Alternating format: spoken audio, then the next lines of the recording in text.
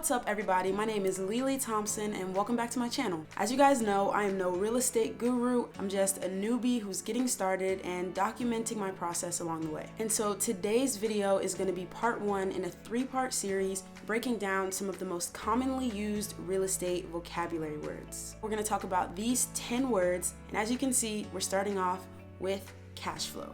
And if you're new here, don't forget to like and subscribe. The definition of cash flow is income minus expenses. If you have a rental property, you're going to take all of the money that you bring in terms of rent, maybe you charge for parking or have a storage shed where you charge fees for your residents to keep their belongings there. Every dollar that comes in every single month, you're going to subtract out the amount of money that goes out. So that means what you're paying for your mortgage, which we'll talk about in a moment, as well as any taxes, insurance, if something breaks and you have to fix it. And so when you take everything you bring in minus everything you put out, that leaves you with your cash flow number. Real estate vocab word number 2, mortgage. Oftentimes when people borrow money to buy a house, they're borrowing from a bank. And that bank is usually going to give you a loan term of what is normally 15 to 30 years to pay back that loan. The money that you pay to the bank every single month is your mortgage. Word number 3, PITI.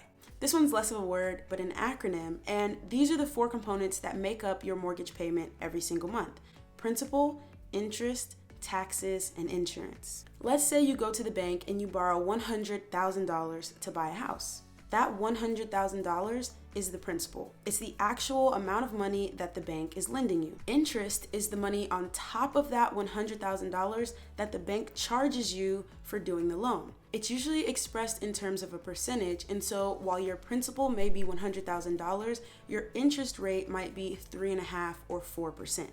Taxes. I think we all understand taxes. Basically, the government charges you money every single month for owning that piece of property. And then finally, insurance. Your insurance is basically what you pay to a private company every single month so that if something goes wrong on your property, you're able to file an insurance claim so that they will take care of the damages. Term number 4, amortization table. Sometimes referred to as an amortization schedule, this is the outline of all of the payments you have to make in order to pay back your loan. So if you take out a 15-year loan, that's going to be 12 payments every year, so it's going to be 180 payments that you have to make to the bank until you own that house completely. If you were to take out a 30-year loan, 12 payments every single year, that would be 360 payments. And while you might think that every payment was equal parts principal and interest, that's actually not true, and that's what the amortization table shows you. Early on in your loan, you're paying quite a bit of interest, and it's almost equal to the amount of principal that you're paying. And slowly, as time passes and you make more and more payments, larger chunks of those payments go towards actually paying down the principal, the loan balance that you owe, and less of those payments will be dedicated to paying interest. One of the reasons that banks do this is because right after they give you a loan, they have the most risk. You've paid very little and you still have a lot of money to pay them back. And so they want to start collecting on that interest very, very early. Number 5, appreciation. Appreciation is when any type of asset, in this case, a real estate property, becomes worth more. Real estate generally trends upward over time, meaning that it appreciates and becomes worth more as time passes, although there have been dips where it becomes less. Another way that a property can appreciate is when someone does a renovation and they put in new materials such as flooring, countertops, paint, etc. Term number 6, depreciation, is the opposite of this. For example, in our last recession, when properties had been appreciating for quite a few number of years, they started to depreciate and go down in value. Term number 7, equity.